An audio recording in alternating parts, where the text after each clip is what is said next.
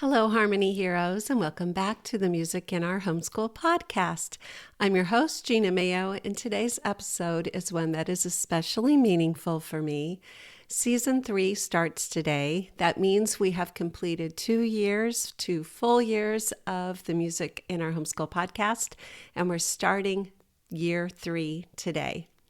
When I first sat down to record the very first episode, I had no idea where this podcast would lead. I just knew there was a need. I knew there were homeschool parents, just like me, who deeply valued music and the fine arts, but felt unsure about how to make it happen consistently at home. So before we dive into today's topic, I want to pause and say thank you. Thank you for listening. Thank you for sharing episodes with your friends. Thank you for sending emails and messages and stories about what music looks like in your homeschool. This podcast exists because of you, and Season 3 exists because you've shown me that this encouragement and guidance really matters. Today's episode is both a celebration and a foundation-setting moment. We're going to look back briefly, look forward with intention, and I'm going to walk you through the ultimate guide to classical music for beginners, especially for homeschooling families who feel unsure, intimidated, or overwhelmed by classical music. If classical music has ever felt like that subject that you keep meaning to get to, then this episode is for you. If you are a homeschooler looking for ways to easily and affordably include a quality music education in your homeschool, you've come to the right place. This is the Music in Our Homeschool Podcast. I'm Gena Mayo, homeschooling mom of 8 and music teacher for over 30 years. Let's start out by reflecting on the past 2 years of the podcast. My heart behind this podcast was very simple. I wanted homeschooling parents to stop feeling like music education was too complicated, too expensive, too time-consuming, or something that only trained musicians could teach. Because after homeschooling my 8 kids for many years, I knew that simply wasn't true. Over the past 2 years, this podcast has grown into a space where we've talked about starting music with preschoolers, keeping music meaningful for your teenagers, composer spotlights and themed listening, singing, rhythm, ear training and music appreciation, and how music fits into real homeschool life, not idealized homeschool life. And if there's one message that keeps coming up again and again, it's this: music education doesn't need to be complicated to be powerful. Season 3 is going to continue leaning into that idea, helping you feel confident, capable, and encouraged no matter where you're starting from. Which leads us perfectly into today's topic. Classical music often feels like the most intimidating part of music education. Parents tell me things like, "I didn't grow up listening to classical music. I'm afraid I'll do it wrong. My kids won't like it. I don't even know what counts as classical music." And honestly, those fears make sense. Classical music is often presented in a way that feels academic and distant. It's wrapped up in terminology, timelines, and expectations that make parents feel like they need a music degree just to press play. But here's something I want you to hear clearly today. Classical music is not meant to be intimidating. It's meant to be enjoyed. So let's strip away the pressure and talk about how to approach it in a simple, beginner-friendly way. First, let's define exactly what classical music means. At its core, classical music is simply music that has stood the test of time. It's music that was written to celebrate, mourn, tell stories, accompany dancing, worship, entertain, express deep emotion. The composers were writing for real people and real audiences and real occasions. When you frame classical music this way, it stops feeling like an academic subject and starts feeling like a language to explore. So begin by simply listening with no explanation required. One of the best things you can do as a homeschooling parent is remove yourself from the role of explainer.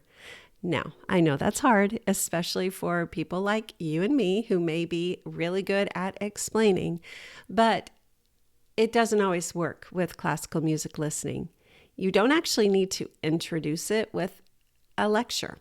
Instead, just press play, let the music fill the room, and let your kids experience it naturally.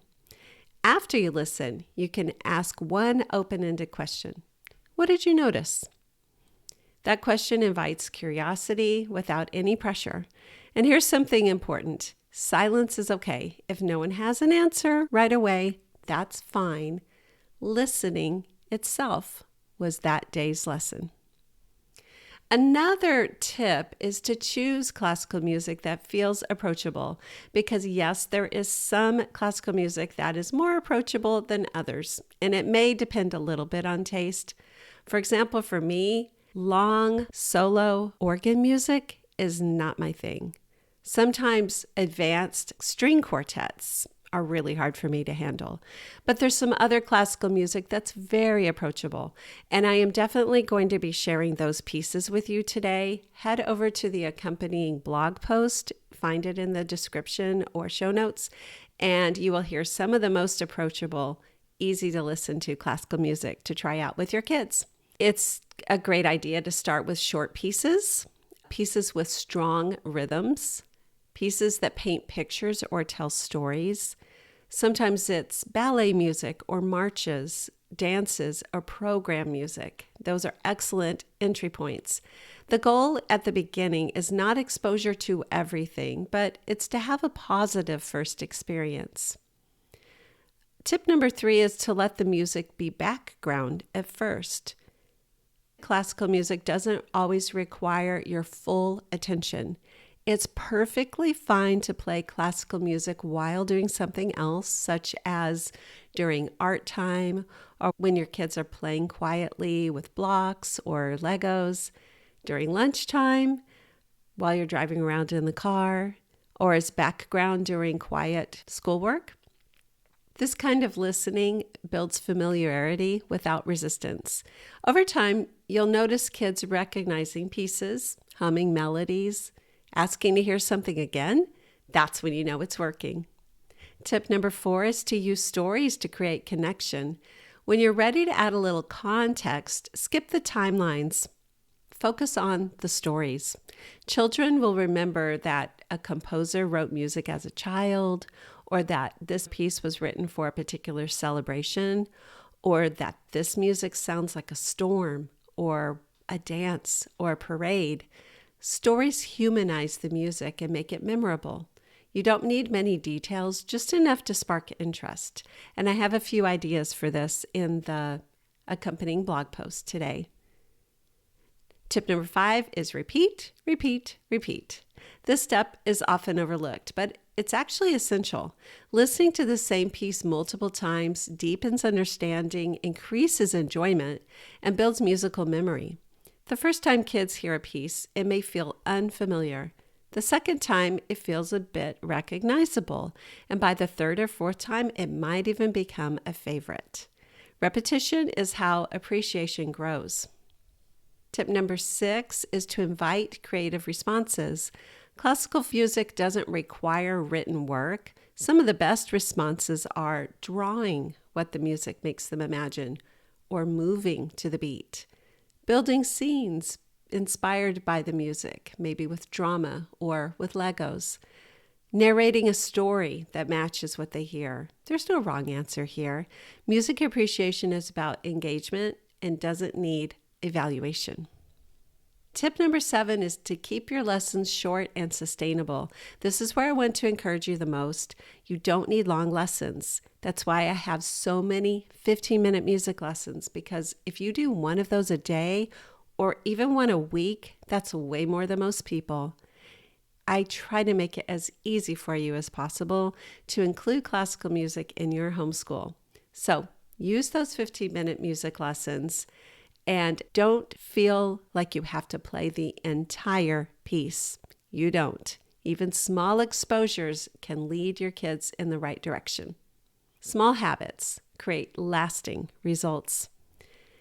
If you're listening today and thinking, I still feel unsure about this, well, let me reassure you. Your job is not to teach everything or have all the answers. Your job as a homeschooling mom is simply to create space for music to exist in your home. When you press play, you're giving your children a great gift, one that shapes their listening skills, their emotional awareness, and their appreciation for beauty. And that really matters. As we begin Season 3 of the Music in Our Homeschool podcast, you can expect deeper encouragement for real homeschooling challenges, more beginner-friendly guides, more composer spotlights and themed listening ideas, and continued reminders that music and fine arts belong in every single homeschool, and ways to make it happen. My hope is that this podcast continues to feel like a trusted companion, walking alongside you as you build a joyful, sustainable music education in your family. Thank you for being a part of these first 2 years. Thank you for listening and learning and growing with me. And thank you for choosing to make music a part of your homeschool story. Season 3 starts now, and I'm glad you're here. Until next time, keep listening, keep learning, keep pressing play, and keep making music in your homeschool.